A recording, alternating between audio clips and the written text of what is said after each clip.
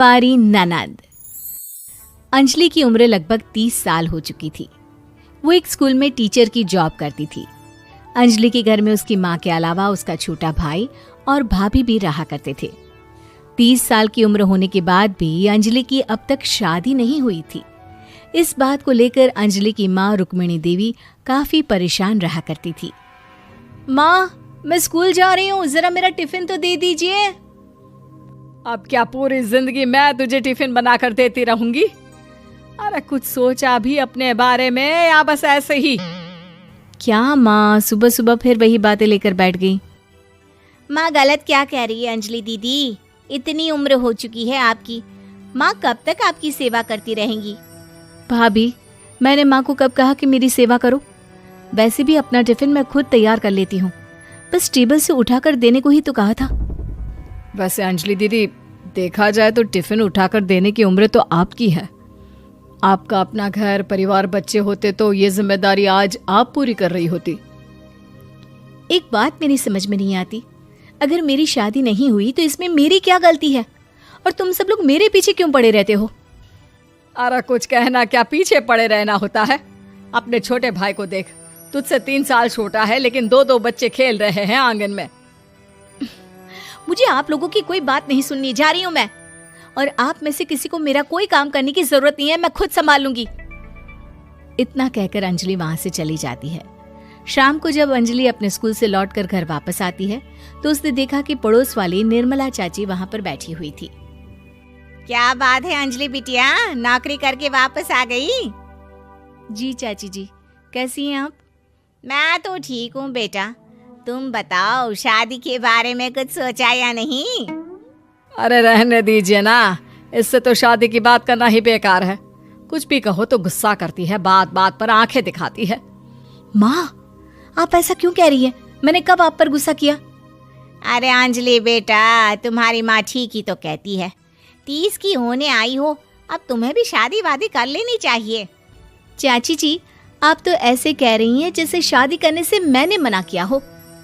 रहने दीजिए निर्मला चाची, हमारी अंजलि दीदी को अभी तक उनकी पसंद का दूल्हा नहीं मिला ना, इसीलिए वो शादी नहीं कर रही।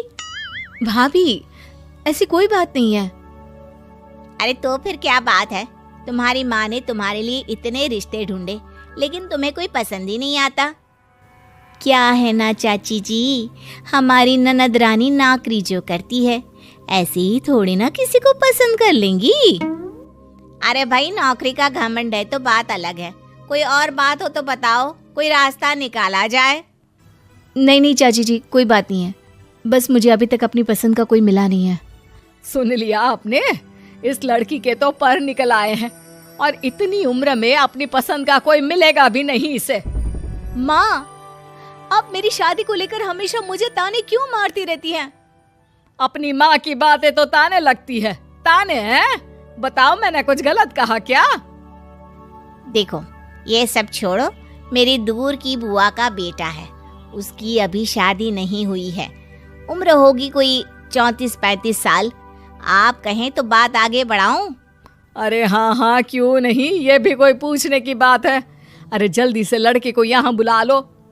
माँ, आप मुझसे पूछे बिना मेरी शादी की बात करने जा रही हैं और मेरी उम्र 30 भी पूरी नहीं हुई है। निर्मला चाची कह रही है कि वो लड़का 35 साल का है। अंजलि दीदी, आपको क्या लगता है इस उम्र में कोई फिल्म का हीरो आएगा आपके लिए? देखिए, अब पसंद और नापसंद की बात तो रहने दीजिए, पसंद करने की उम्र तो आपकी निकल चुकी। अब तो जो भी मिले उसी से शादी कर लीजिए, इसी में भलाई है। तेरी भाभी बिल्कुल ठीक कह रही है। अब जैसा रिश्ता मिले उसके लिए हाँ कर देना, ताकि हम भी गंगा नहाए। ठीक है, चलिए मैं उस लड़के को कहती हूँ, वो कल ही अंजलि को देखने आ जाएगा।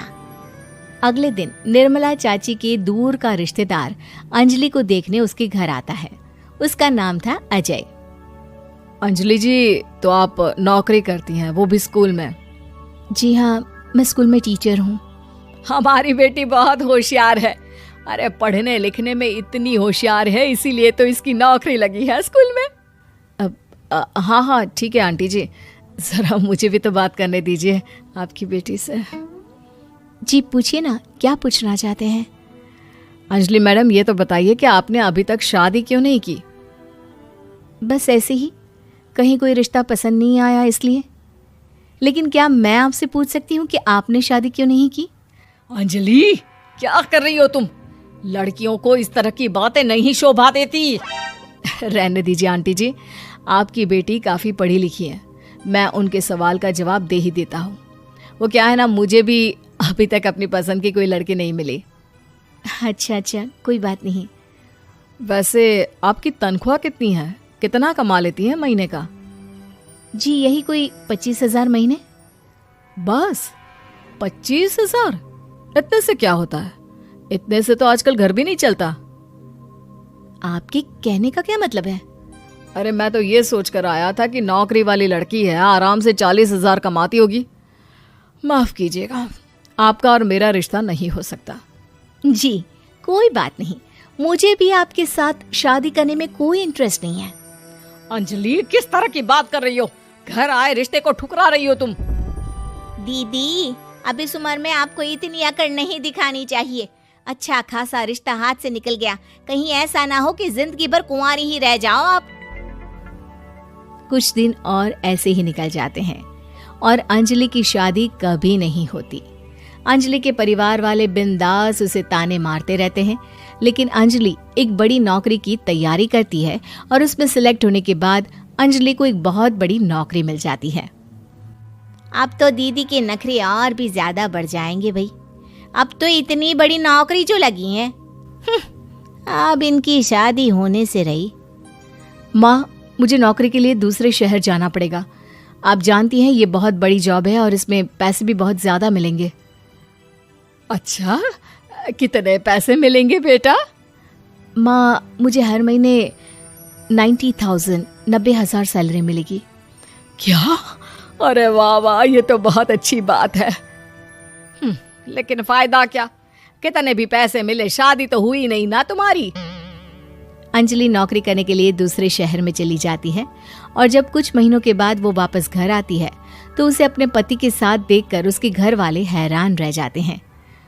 अरे अंजलि, तूने शादी कर ली और हमें बताया तक नहीं। और दामाद जी करते क्या है? इतनी बड़ी कार है उनकी। माँ, मैं आपको सब कुछ बताना चाहती थी, लेकिन आप सबके ताने सुनकर बहुत दुखी हो गई थी और इसलिए मैंने अपनी पसंद से शादी कर ली। मेरे पति मेरे साथ ही ऑफिस में नौकरी करते हैं और बहुत बड़े अफसर हैं। और एक बात बताऊं माँ, आज मैं बहुत खुश हूँ।